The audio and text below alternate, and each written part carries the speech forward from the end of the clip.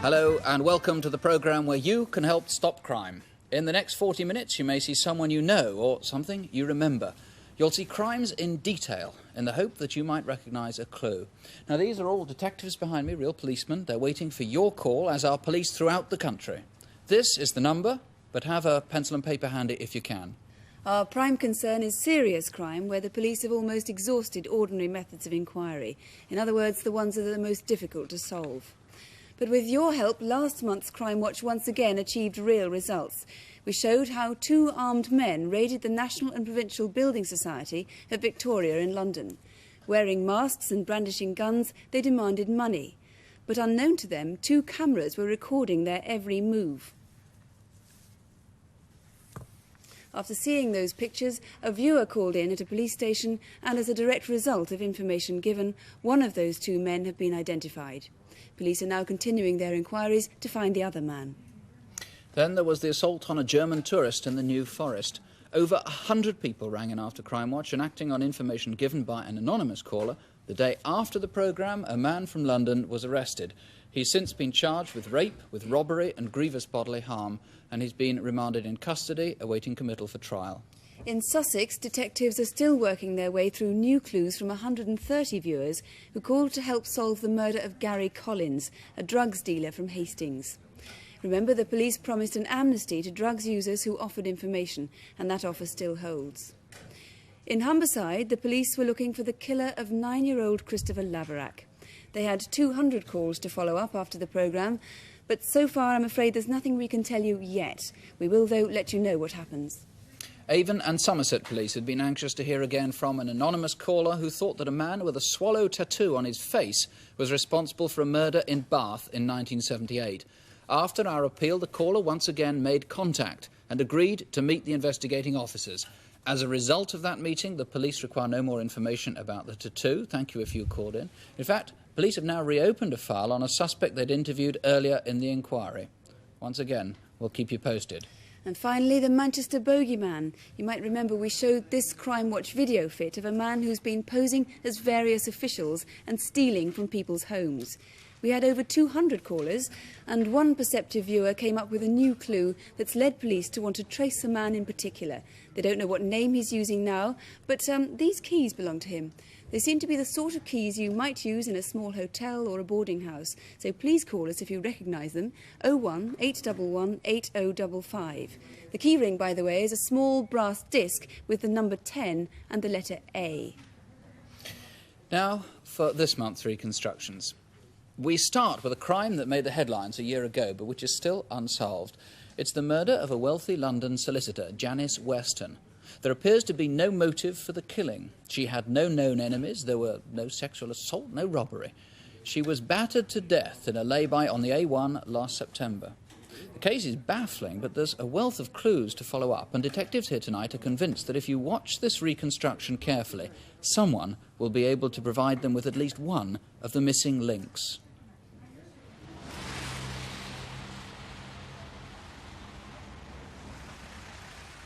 Our reconstruction begins at 11:20 a.m. on the 10th of September last year at Kensington Tyre Motors in West London. That Saturday, Janice Weston set out to collect the spare wheel of her Alfa Romeo Alfetta car.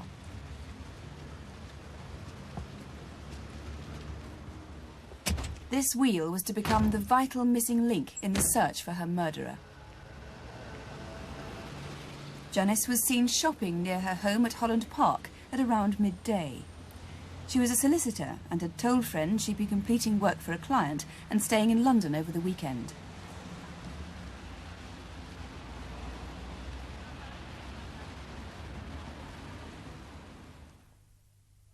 Janice had been married for just 15 months to property developer Tony Weston. Together, they'd bought this country house in Clopton near Northampton, which they were converting into luxury apartments.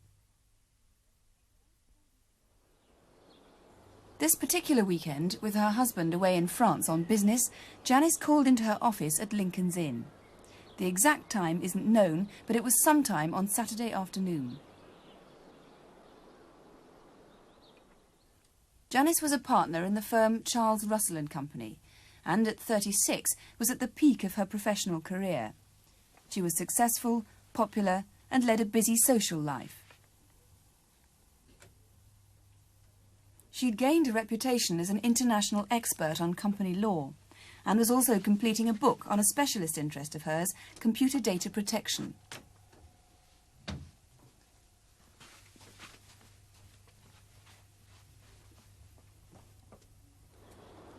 On that Saturday afternoon, an eyewitness reports seeing Janice frequently looking out of the office window, as if she were expecting someone.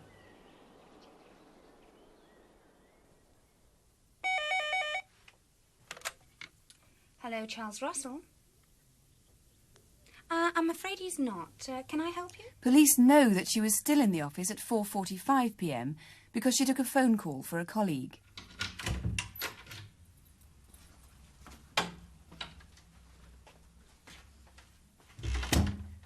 Piecing together the evidence, police believe that later that afternoon, Janice returned to her basement flat in Addison Avenue, West London, and made herself a meal. But then, contrary to what she'd said to friends about staying in London that weekend, she evidently decided to leave.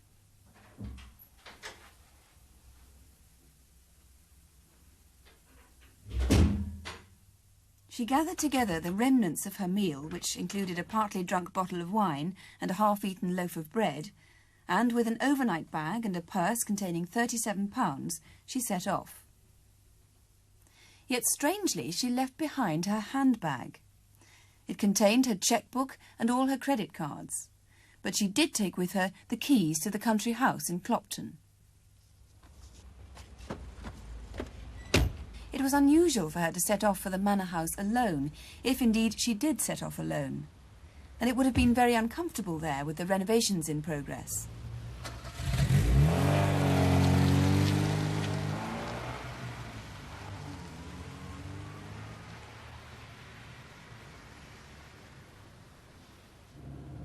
Driving north up the A1 towards Northampton on Saturday night, the traffic was heavy. Police believe it must have been 9 p.m. or later by the time she reached the Huntingdon stretch of the A1.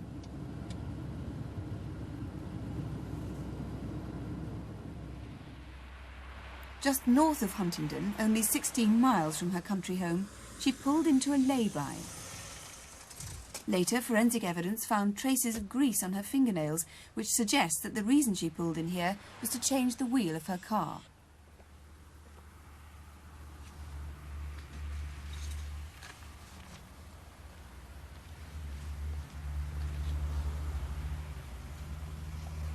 But Janice Weston wasn't alone. Police still don't know whether her killer followed her into that lay-by or had been in the car with her.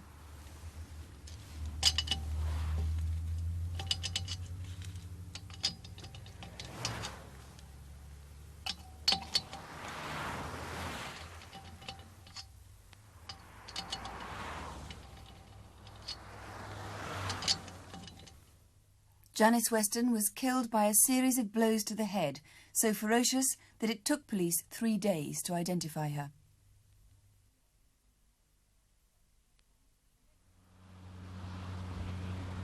The next day, Sunday morning at 9 o'clock, David Hurst is cycling along the A1 on a 12-hour time trial for the Luton Wheelers Cycling Club.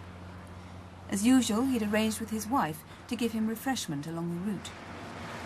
It so happened she chose to wait for him in that same lay-by where Janice Weston's car had been that previous night. Yeah, fine. Very cold. Why don't you pass? No, Terrible. no, I should be all right. Be all right. I'm just going to go here.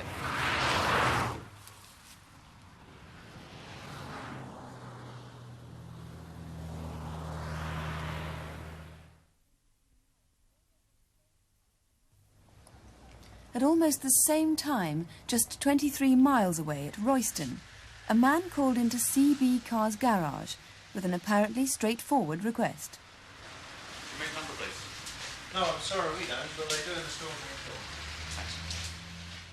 He made his way to Auto Spares, where his purchase was to become one of the most mysterious aspects of the whole case. Do you do number, please? Yes. Hello. A few minutes, so in between customers. Good. Okay.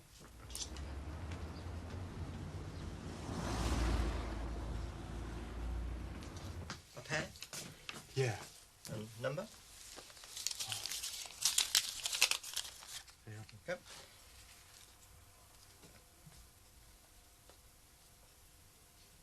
Right, I'll give you 2 minutes. Okay. He didn't state what number he wanted, but handed over a scrap of paper.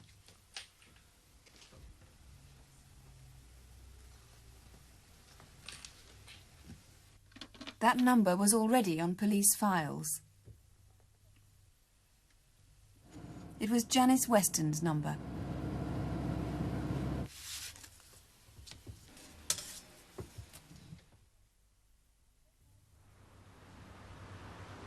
Redhill Street in Camden, northwest London. 4 days after Janice Weston's death, her Alfa Romeo Alfetta car was found abandoned on a parking meter. Inside, police found the keys to her London flat and to the country home.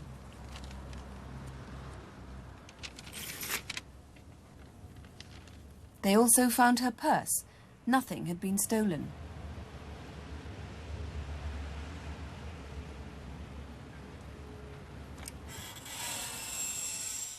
But when they opened the boot of the car, the spare wheel was missing. The tyre that she'd collected that Saturday morning had now been put on the rear near side of the car. But the other wheel was gone and has never been traced. Well, heading the investigation is Detective Chief Superintendent Len Bradley of Cambridgeshire Police. There are many, many strange aspects about this case. Have you any idea what the motive might have been for the murder? Well, certainly I think I can rule out robbery and sexual attack. The other theory, one theory we have possibly, is Janice was accompanied along that road. They stopped to change a wheel and there was a disagreement, and then Janice was battered to death in that lay-by. So you think she may have known her killer? Most certainly, yes. Who was that man at Royston asking about those number plates? Well, this could, again, be an incredible coincidence. The man could have purchased those number plates for a stolen vehicle. And if that is the case, I hope he will come forward, because I'm not really interested in prosecuting him for or being connected with theft of vehicles. But, of course, if he is connected with the murder, then I want to know from any person in Royston who was about on that Sunday morning, which was quite a quiet Sunday, and any information will be gladly received in respect of that man. What clues do you have about what happened to Janice's car after the murder? Well, almost certainly the car was facing in a northerly direction, and it would either need to cross the carriageway or go further up towards the Brampton Hotel, and then it traversed the road backwards towards in a sort of different direction completely towards London, and was found, as you've said, in Redhill Street, Camden Town area, and almost certainly abandoned before lunchtime on Sunday the following day. And what about the mystery of that missing wheel? Why do you think it is missing, and where do you think it might be? Well, it could have been discarded in a hurry and left on the lay-by, and it could have been picked up during the night before the police were called to the murder scene, in which case I hope even that person might come forward to be eliminated from this murder inquiry. What is distinctive about the wheel? It's distinctive in as much as it's an Alfa Romeo wheel. It has 20 air vent holes round the wheel, and it also has the centre boss, which has the Alfa Romeo motive thereon. So we hope somebody might have found one like it somewhere along that route. Yes, somewhere along the route on the A1 on that weekend, the 10th of September 1983, with a Michelin tyre on. Can you briefly sum up then what you're hoping people tonight might be able to help you with? Well, I'm interested in tracing the man who purchased the number plates. I want to hear from anybody who saw Janice after 4:45 p.m. on the Saturday, either driving her car or in the lay-by at Huntingdon. And I also want to hear from anybody who has seen anybody acting suspiciously in the lay-by, or who may have bloodstained clothing or returned home that weekend bloodstained, or any person who might have seen any discarded bloodstained clothing. Mr. Bradley, thank you very much. And if you think you can help, do please ring us. You can talk to the detectives here, or if you prefer, you can talk to a BBC researcher in absolute confidence. The number is 01811 8055. The lines are open now, but if you can't get through, please keep trying. Or you can call Cambridgeshire Police direct at Peterborough 63232. That's 0733 for Peterborough 63232. Now on Crimewatch, an unusual case to say the least. It's something of a religious mystery. It's the story of someone who appears to have a grudge or perhaps needs psychiatric help. The crimes have cost almost £1 million and they've destroyed some of Britain's most important church heritage. Now, so far, no one's been hurt in the attacks, but watch what follows carefully, especially if you live in the northeast of England. You may be able to stop a train of events before somebody is killed. The view from the Wearmouth Bridge in Sunderland is almost entirely industrial these days. But where these shipyards stand now, some of Britain's earliest Christian settlements were built. St. Peter's, on the north bank of the river, was founded more than 1,300 years ago. It has a distinctive Saxon tower and some unique features that attract thousands of visitors every year. Next door to St. Peter's is a social club. Just before 3 o'clock on Monday the 19th of March, this man noticed something curious as he was leaving. At the back of the club, just a few dozen yards from the church, he saw someone crouching in a doorway. He looked round and remembers noticing the man transferring something from white bags into a holdall.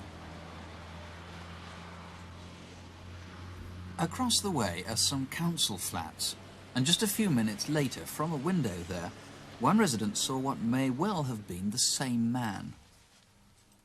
She noticed someone crossing the road and going into St. Peter's churchyard. She remembered him as being particularly well dressed.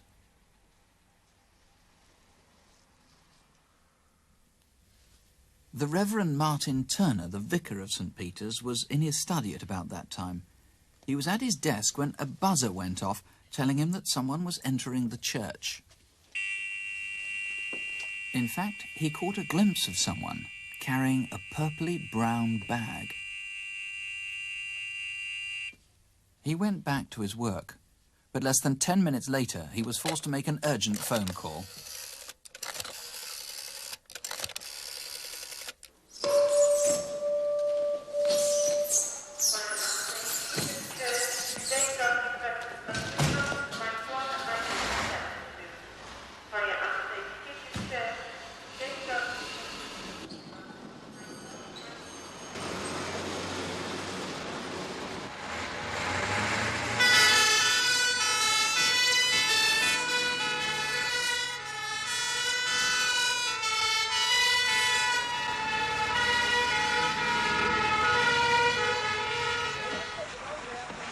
The fire at St. Peter's was threatening the whole church. 60 men managed to contain it at floor level, but flames quickly spread from the organ and the chancel up to the roof.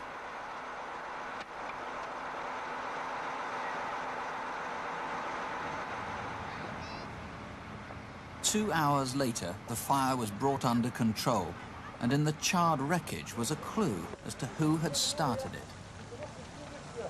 It was the remains of a copy of this magazine, and it had been used to start the fire. Inside was an article on St. Cuthbert. The fire had been started in St. Cuthbert's chapel and on the eve of St. Cuthbert's feast day. That magazine was to lead police from the Sunderland blaze to another at Durham, 15 miles away. Again, a church was the target.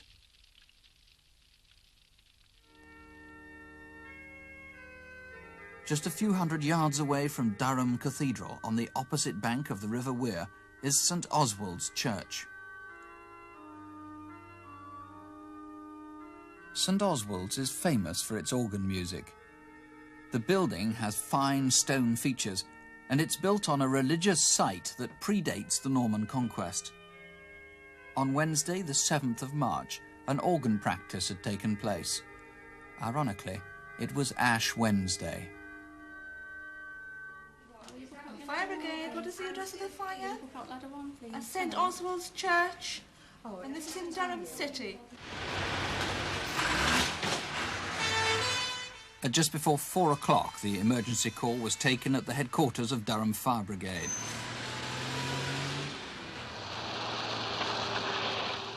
The fire at St. Oswald's had been started near the church organ, and dozens of firemen worked to stop it destroying the entire building.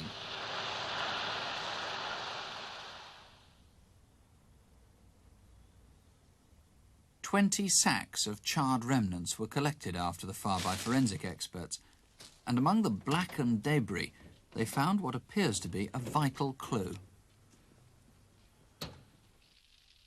Again, it was a copy, like this one, of a caravanning magazine for that month, March 1984, and it had been used to start the fire. The man in charge, Detective Superintendent Arthur Meek. These magazines, how on earth could you tell they were used to start the fire? Surely they were destroyed in blazes. One of the magazines was found fairly well intact at the Sunderland blaze. The one at the Durham blaze at St Oswald's Church was, although damaged, was identified by the Home Office laboratory as being a caravan magazine. So whoever stole these or got them, perhaps because he's interested in caravanning, you're sure started the fire? We're quite happy that, yes, those magazines did start the fire. They were analysed by the laboratory and found to contain petrol.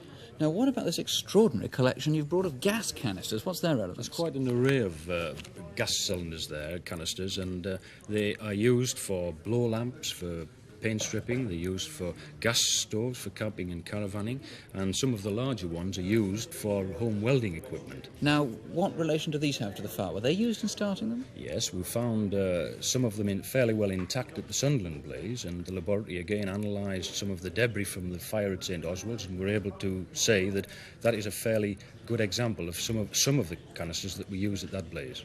Now, what about motive? There's been a controversy, of course, about the new Bishop of Durham. Could that have been associated with this? I don't think there's any connection at all with that controversy. Obviously, the fact that there was an article in one of the magazines relating to St Cuthbert, the chapel at the St Peter's Church was in the fire was in St Cuthbert's chapel, and the link between Durham and St Oswald's, perhaps there may be some tenuous religious link. It's certainly not with the bishop. So you're looking for anyone who was in or near either church. This is March the 7th in Durham, March the 19th in Sunderland.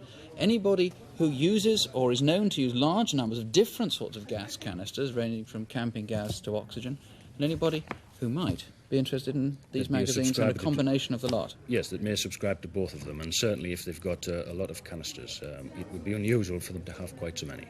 Mr Meek, thank you very much indeed. Thank you. Now, if you can help in any way, here's the number, 01811 8055, or you can ring Durham and Northumbria Police directly. The number there is Sunderland 76155. That's 0783 76155.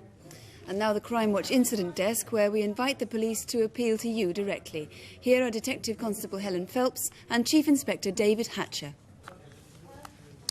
We've three cases for you tonight. First, a crime which happened late at night near a London Underground station in April this year. The murder of 45-year-old senior Customs and Excise man Anthony Littler.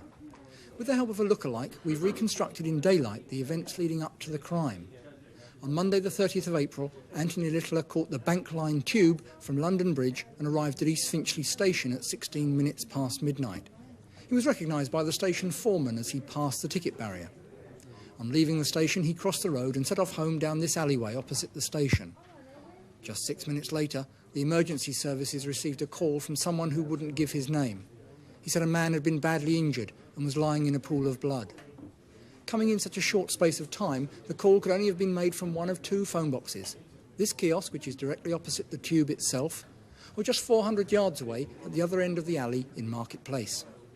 Did you see anyone making a call at that time, 22 minutes past midnight, on that Monday evening, April the 30th? We'd also like the other passengers on that train to come forward. In particular, a man wearing a black suit and about 6 foot tall. We'd also like to hear from anyone who drank with Anthony Littler in pubs in the East Finchley area. And of course, all calls will be treated in the strictest confidence. It's now a month since Saturday the 1st of September when 15-year-old Mark Billington went missing from his home in Yardley, on the outskirts of Birmingham. This picture of Mark was taken when he was 13. He would look a little older now. This police reconstruction shows how Mark set off from his home in Gilbertstone Avenue, Yardley, at about 11:15 that Saturday morning.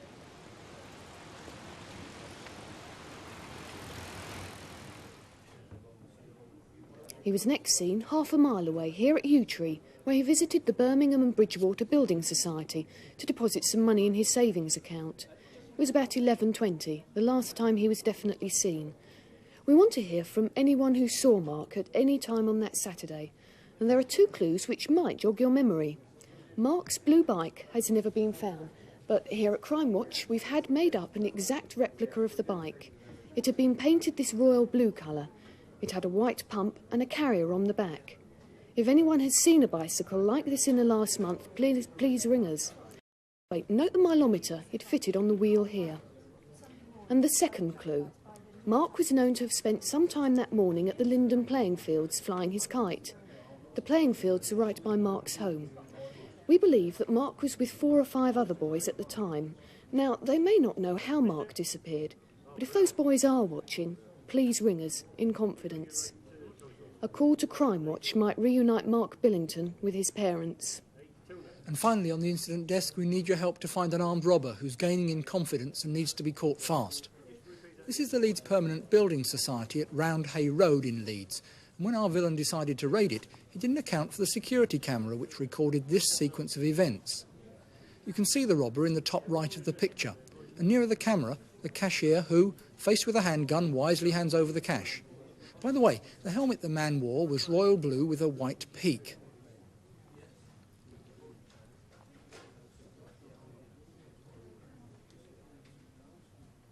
"13 days later, he turned his attention to another branch of the Leeds Permanent, this time on Hare Hills Lane, less than a mile away in Leeds. The attack happened at about 2:45 p.m, and this time you can see clearly what we must assume is a real handgun. And then, just 10 days ago, the man with the blue helmet, clearly set on a career in films, decided to travel further afield. This is the National Provincial Building Society in Norfolk Street, Sheffield, where he struck just after 2:15 p.m, and it was the same method of operation. After the third raid, the man drove away in this Fawn Hillman Avenger, which he abandoned at 2:30 in the National Car Park in Wellington Street, Sheffield. Now, we want to hear from anyone who saw the man leaving this car park, perhaps on foot, or maybe in another car. Remember, it was the 21st of September, just a week ago, last Friday, and the robber was wearing a waist-length anorak with elasticated cuffs and zip front. It was blue and maroon, and his trousers were beige or fawn. That blue helmet did hide his face, but fortunately we do have a pretty good idea of what he looks like. When he bought his getaway cars for the last 2 of his raids, the people who sold them had a very good look at him, and the descriptions led to this artist's impression of him. Well, here at Crimewatch, we invited both those witnesses along, and together with the officers on the case, they developed a Crimewatch video fit of the wanted man. The computer enabled the witnesses to add features from a standard photo fit kit to the original artist's drawing, making it more lifelike and closer to their recollection. This hair came from an earlier photo fit of the man. Then, with a good black and white likeness, and relying on the memories of both witnesses, we can add colour to complete the video fit. The hair was a mid to light brown, and he had a slightly tanned complexion. He dresses fairly smartly when he's not attacking building societies. He's reckoned to be about 5'8" to 5'10", of medium build, and has a Yorkshire accent. Plenty to go on there, and we expect results pretty quickly on this one. And if you have any information on any of these cases, do call us here at the incident desk on Crimewatch UK. And the number, of course, is 01 811 8055. Well, now to a murder case that seems to show a sort of random violence that may well be unleashed again unless the man responsible is caught. In March this year, a minicab driver was ferociously stabbed to death. His body was found in the back of his own car near Heathrow Airport. Now, that was the second time a cab driver had been found dead in the same area and in similar circumstances. Heathrow is on the western tip of London, a city in its own right, alive 24 hours a day with travellers and airport workers. In recent months, in or near it, 2 men have died in separate and frenzied knife attacks. Stephen Sylvester was 39. He worked as a driver for Skyway's minicabs at Kingsley Road near Hounslow East Tube Station, some 4 miles from the airport. It's a Wednesday night last November. Stephen usually worked overnight, and in the early hours of Thursday, the date November the 17th, he drove back to the office after taking a fare to nearby Feltham.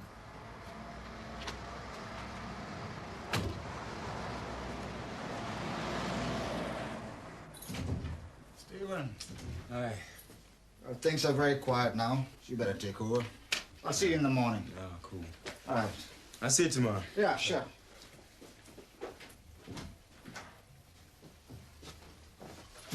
It's 2:30 in the morning. Now the controller and the other driver have gone home to sleep. Stephen's on his own.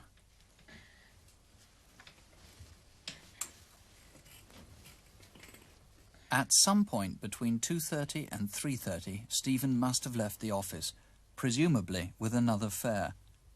Whether he responded to a phone call or someone visited the office is still unknown. What is known is that this was the last trip Stephen ever took alive. Where to now, Gov? Yeah, left to the next one. Hey? Turn left. At some point, Stephen got into the back seat, or was forced there, and in a frantic and bloody attack was knifed to death. With Stephen's body in the boot, the killer then took the wheel and drove the car towards the airport. Maybe he worked there. Maybe he was flying off somewhere. Why did he head towards the short-term car park at Terminal 3? Perhaps he hoped that in a crowded car park, the vehicle would not be found. The police know that he got here at 4:05 a.m. He dropped the entrance ticket on the floor of the car.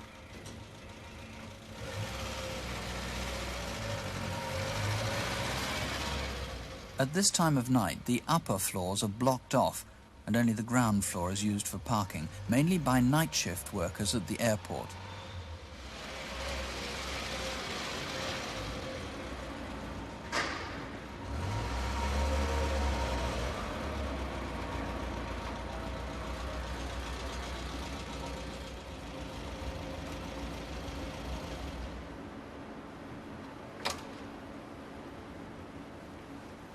Whoever killed Stephen would have been heavily bloodstained. Someone must have seen him.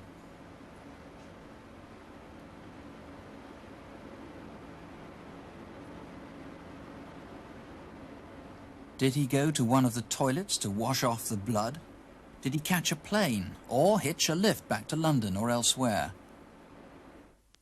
4 days later, on Monday, November the 21st, police who'd been looking for Stephen found his blood-stained car abandoned in the car park and discovered the awful truth. Hunter Delta from 572, active message over.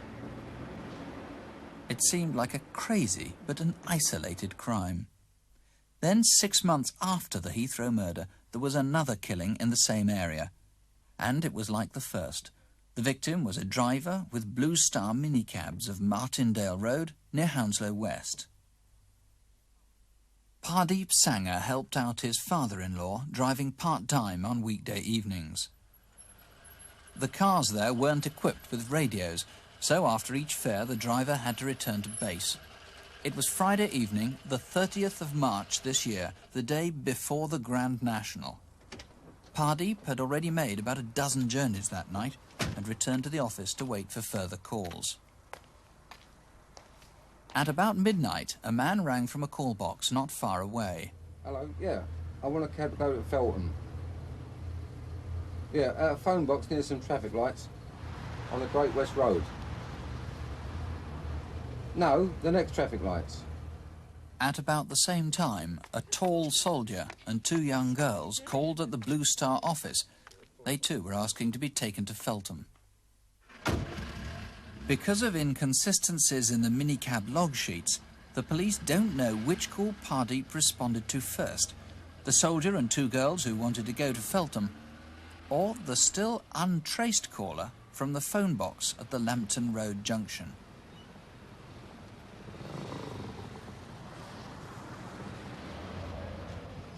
Near the phone box is the Boom Boom Wine Bar and the Heathrow Tandoori Curry House. It may be that someone who'd been eating or drinking in the area noticed the man waiting for a cab.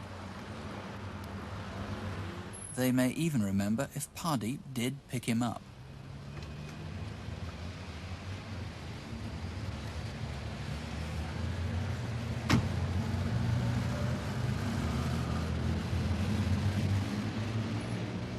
It's only 4 miles from Hounslow to Feltham, and at around midnight the trip wouldn't have taken long.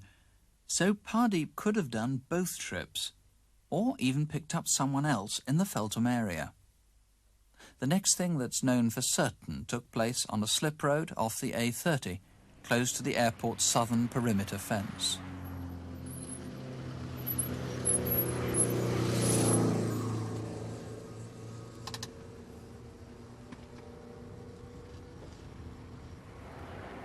The car had run out of petrol. The killer tried to open the boot, but couldn't.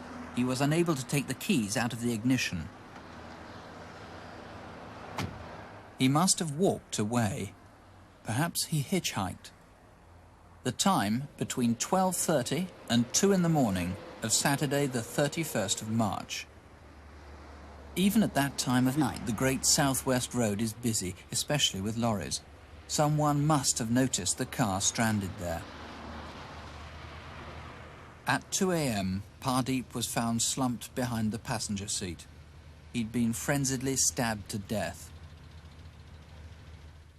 Some credit cards were missing, along with a small amount of money.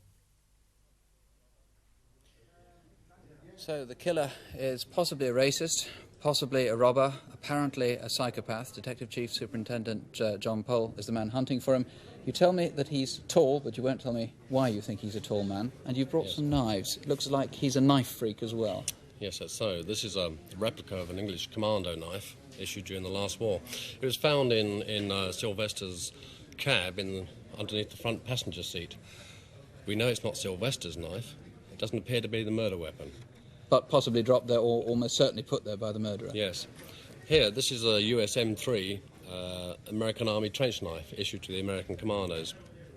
Found about 2¼ miles further along the A30, hidden behind a GPO junction box. We're satisfied this is the murder weapon in the case of Sangha. Sangha lost, or was carrying that evening, a ceremonial knife, because he's a Sikh, or a karpan. His particular knife is missing. This is one similar to it, but the one that's missing has a blue band around it. So anyone who found a karpan like this, but with a blue instead of the orange band, you want to hear from them. These keys, where do they come from? They look like clock keys or watch keys the or pocket something. watch keys. They were found at the rear of Sylvester's car in the car park. I don't know if they have any connection with this case. I'm just curious to know how they got there. Right. Now, you want, obviously, to find out who made the phone call to Hardeep Sangha. That was from the Lambton Road junction of the Great West Road, is it? Yes. Anybody who made a phone call on that night, which was, what, the 30th of March, wasn't it? Yes. And then there are the people that must have been in the vicinity at that time. This is where the car was abandoned on the south perimeter road of the airport. Yes. Well, we're happy now that the car was there about 1:45. It seems about the same time. There was a man in his 50s in a red tracksuit jogging. About 1:45, there was a man with bushy hair and a bushy beard exercising his dog. Neither of those people we've been yet able to find. And later on, about the same time, a man was seen standing right next to the car. A man in his late 30s, early 40s, wearing a two-piece grey suit with grey or sandy-coloured hair. And he was seen actually by the car. That's about an hour after we know it was there. This is Friday the 30th of March, or it may have been the early in the morning of Saturday, the 31st. Right, yes. Mr. Pole, thank you very much indeed. Now, if you think you can help in any way, please don't let a murder like this happen again. Looking for a tall man, possibly a knife freak, all the other clues you've heard. The number, if you know anything, 01811 8055. That's here at Crimewatch. Or you can call Heathrow Police Station direct. That's 01897 7373 01897 7373. And if you haven't had a chance to write the numbers down, they're all on CFAX, if you have that, on page 186. They're there for the rest of the week, incidentally. And if you don't have a phone or you can't get through, drop us a line. Here's the address: Crimewatch UK, BBC TV Centre, London W12. The main number is easy to remember and we'll be here all evening. Please ring if you think you might be able to help in any way, however small. In fact, as always, of course, we'll be back to tell you what develops in an hour and a half from now. That's on Crimewatch UK Update here on BBC One, about 25 to 12, directly after Film 84. Now, if you can't stay up till then, I know we say this every month, but it is important. Please don't have nightmares. Despite these sort of scary headlines last week, and their survey showing that most people are frightened to go out at night, the facts are that statistically you're likely to be the victim of a robbery with violence once in 500 years. which means, thankfully, the sort of crimes for which we've asked your help tonight are very rare indeed. Maybe you can help make them rarer still. We'll be waiting for your call. Till Good then, night. good night.